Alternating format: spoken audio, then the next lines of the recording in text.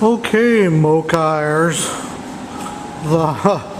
What a long day today. In fact, it's been extremely long. All I wanted to do was hook up the mechanics for the Autopilot today. And I can honestly say I think I got about 10 hours into it. And I thought I was going to have about an hour and a half into it. So that just goes to show that when you're 90% done, you're really only 10%.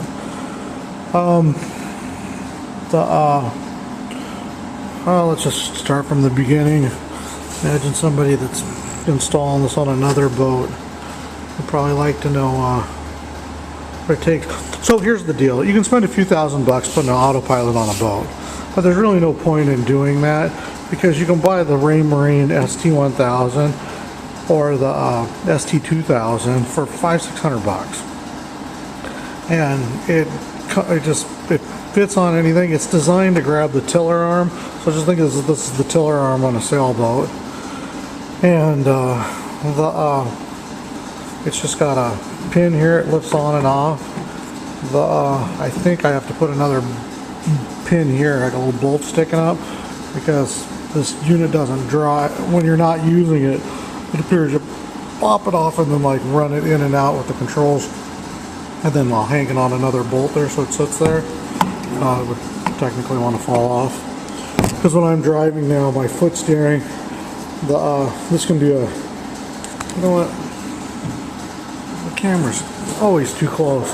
So now I've got hand steering. I'm going to put a little handle on here so I can have steering up here, and I don't even care if it has steering up here in all honesty. And but when I'm moving my foot steering, this thing's moving around. And then I put it on two stainless steel bearings. They're actually pilot bearings that go on the center of the flywheel for a Geo Metro, so they last, oh god, 100,000 miles with, turning a few thousand RPM, and they are stainless steel with rubber seals in them, so they're RS bearings. I can't think of what the part number is for them. At any rate, the throw on this particular Raymarine, what I was going to say is, if you want to put Autopilot on your boat and you don't want to spend a few $1,000s doing it, all you got to do is adapt this to a 3.5 inch standard marine throw, and you can just hook it into your cable system on a regular boat, and it's no more than doing what I did here, and then off of here I'll come out to where there's a 3.5 inch throw, and I'll put another pin here, and that's where the new cable will go down, and it'll go down around it'll go underneath the hull here. I'll cut a hole in the hull. It'll dive around and it'll come back up, and it'll hook to my pedal assembly, which I have out right now. Raymarine says 23.2 inches from center pin of your radius here, or where you're gonna the pivot point for your tiller, to the bushing that they give you. Now they give you a brass bushing, and what they want you to do on your sailboat is just drill a hole somewhere in it, and if it's in a seat or wherever, and then epoxy this brass bushing in. And I would just put this underneath here, and I'm sure you can see what I did there. I put an aluminum plate in here, and this is actually, there's 4 bolts right here. That's actually was a Scotty's fishing pole holder. I just took that out. Originally what I did is I took the Scotty's, thought I was being really crafty when I started out with this project. So what I did is I took the Scotty's pole holder, and then, excuse my mess here, I didn't expect to jump over here. What did I do with it? Oh, I put it over here, hold on. So what I did is I took the Scotty's pole holder on it, and the pole holder section right here, I just took a saw and cut the top section of it off that would hold the fishing pole portion of it. And then I took and I just drilled it out, and I pressed that brass bushing in here to start with. Then after I put that brass bushing in, I had the ability to drop this in and out, and I thought, well, when I don't have the Autopilot on it, I'll just put my fishing pole in there and it'll go in and out. At any rate, it was too high, just vertically too high. You can see the distance here. When I installed the Autopilot, it was up a ways, and I just didn't like the way it was going to set and how my arm was going to rest on it or whatever.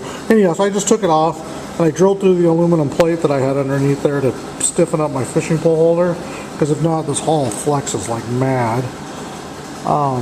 And then I just went like 3/1000 too small on the drill bit, and then push that bushing in there, and it's perfect. Just drops right in like that, and then like that, and that's all they do. So what happens as this thing strokes, obviously you always have to remember that when you're doing a pivot, from the center of the pivot to the outer pivot, it's a perfect circle. If you're ever trying to figure out what you're doing, if you're going with a 5-inch or whatever distance, and this distance could have been anything. The only what was really, I could have put this anywhere here. That just happened to be convenient for me because I wanted to miss the strut right here that's underneath the hull that goes down to the bottom here. At any rate, it's a 10-inch throw, so it's 10 inches. So 5 is in the middle. So you just measure 5 out, 5 out, and then you go to the center pin here, and you go from the center of that pin to the center line of that 5-inch mark is 23.2 inches. And and then at that point you could put this 3 miles away if you wanted.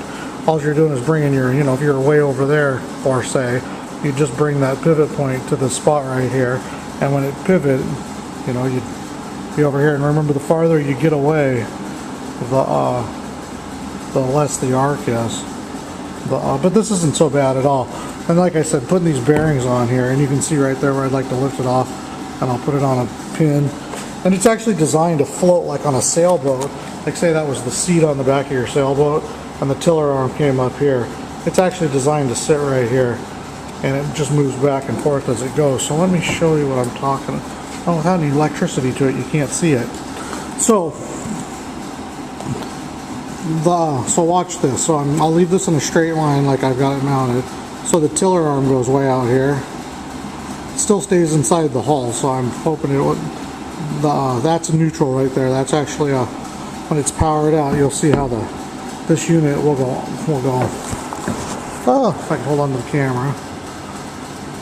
So there's a black line right there that lines me up down the hull. That's a straight line on the hull. And then it would point out to there, and then as it passes back through to its stopping point, so it'll do this as it's steering. It goes in and out, and then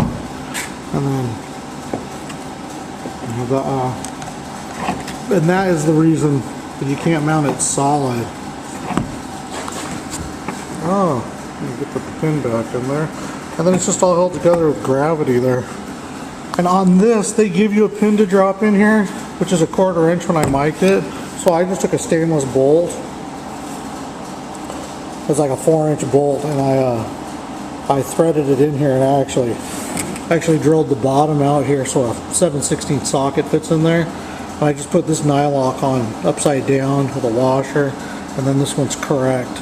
And then I cut the head of the bolt off and ground it down so it's nice and smooth. But it's basically exactly the same as what Raymarine gives you in the package. It's just I didn't want to do their little drill and epoxy game. And it'd be nice if I had 2 hands, because that wouldn't look like I knew what I was doing there. At any rate, and like I said, I just put 2 bearings in here and with washers. I went down to the Everett Steel today, and they just gave me a piece of metal because I found it in their scrap pile. And I actually made this twice. The first one took me about 1.5 hours to get made, and the second one took me about 3 minutes. But I was trying to figure out how to encapsulate some bearings in here, but in all honesty, I just didn't have the right bearings. If I was doing this all over again, I would have ordered just the right size bearings and pressed them inside this housing. I would have just took another, or maybe even got a bigger tube to make it. Oh no, I think I would have just got the right bearings, but I would have got a tube that the bearings would have fit in, and then I would have drilled this out, and I would have pressed that tube in here, and then I would have pressed those bearings in there, and then these would have been inside here, and you just see a washer on the top and the bottom, but I don't care. The first person that says, oh, I don't like how you did it, well, I'll just shoot him with my flare gun. Let's see. I've spent an entire day today trying to figure out how to mount that bolt and that right there, and you'd think that it would have just fallen together, and it didn't. The only thing I've got going for me is it's a really nice installation. It actually is exactly, I think, how the factory wanted it. And so now all I'm left to do is I've got to hook up the steering cable to this, and now that it's all on there, it's actually really easy. So I just come over here and take a measurement 1.5 inches out and 1.5 inches out here. And I don't mean 1.5 inches this way. I mean the cable throws 3 inches, I believe it is. Whatever the cable throw is. It's between 3.5 and 4, I think. Anyhow, I just take and move this out till it's locked, and then that till it's locked, and wherever the center of that, so say it's 4 inches, wherever 2 inches is out here, I'll mark that and install. I'm not sure what I'm going to install, but I think I'm going to do another one of these, except for I'm going to go the other way so I can put the nut on here. So I'll put the, and maybe I'll go underneath. And I might just go right up on top. You know, I'm not 100% sure how I'm going to hook to that. But I'm done buying Teleflex connections because they're just horrible crap that aren't in stainless steel. They make nice cables, but they make the shittiest hardware for their cables. What else? Yeah, I might just put another one of these on here and then just come up here with not the clevis, but the... God, I wish I knew the terminology for these things. I've used 100,000 of them in the past. I gotta put my hardware back away. Somewhere in this mess of hardware, right there. What do they call that? Oh, it is a clevis. Okay, so I'll probably just put another one of those studs on there and back. I'll probably just take this one back and get a 1/4 inch clevis and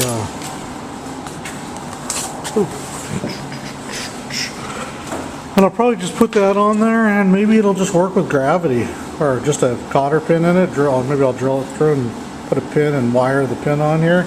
It would be nice if anything ever malfunctioned here, if I could just take it off and it just hung here and I could still use my foot pedals. I hate to get too airplane-ish and try to start building in redundancy, but it is starting to get fairly high-tech for a tiny boat. When stuff goes to shit, it's not like you get much help.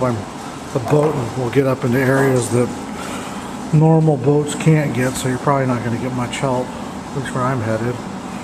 But what else did I do? That's pretty much all I did today. That was 35 trips to the hardware store, and I think when it was all said and done, I think I had everything in my hardware kit. And I think the only thing I really need to switch is I've got a 1/4 inch bolt here because I didn't have one quite long enough in 5/16, and the bearings I have are 3/8, but since I'm pulling down just on the centers of them, I'm not sure that's a big deal. But the hole I drilled was a 5/16, so I'm going to put a 5/16 bolt in it. All I have to do is switch these washers right here to 5/16, and I'm okay there. But you know, like I said, it's perfect, and I can't imagine it actually being an issue. It'd probably be fine forever. And then that takes me back to, if you've been watching my video updates, this cable that I had made that I didn't use, it cost me like 75 bucks. That allows this cable now to be used, so it's kind of nice because then I get my 75 bucks back. And I'll just drop this in here so you can kind of see what it's going to look like under the hull. That cable will connect with the pedal assembly that's virtually straight down from there inside the boat. It'll wrap around like so, and it's going to come up here and attach, and then that basically, this whole mechanism here was to take me from a 10-inch throw to down to a 3.5-inch throw, and By God, it's just like building an airplane again. Thought I was getting away from those. And that's where I'm at, and I just need to go get some newer hardware to start making that happen. Hope everybody had fun. You know, you guys on the East Coast, I hope you guys all fared well. I can't believe I didn't see any Mokais running through New York when it was underwater. I'm fairly disappointed in all of you. Considering the factory's there, I would have thought they'd have 1,000 of them there. Well, you couldn't get better advertisement than saving people in a sunflower seed. I mean, who wouldn't have thought that the awesome advertising isn't running 100 of these things through the streets helping people out? They could have been handing bottled water out or something. With my 2 cents. Once again, the factory is a giant failure as far as I'm concerned.